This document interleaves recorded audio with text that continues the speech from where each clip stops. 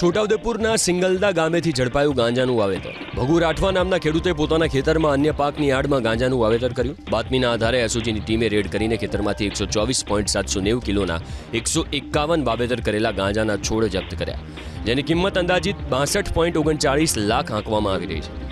ગાંજાનું વાવેતર કરવાના આરોપમાં એસઓજીએ ખેડૂત ભગુ રાઠવાની ધરપકડ કરીને એનડીપીએસ એક્ટ હેઠળ ગુનો નોંધ્યો છે. આરોપી કેટલા સમયથી ગાંજાનું વાવેતર કરતો હતો અને કોને ગાંજાનું વેચાણ કરતો હતો તે દિશામાં પોલીસે તપાસ હાથ ધરી.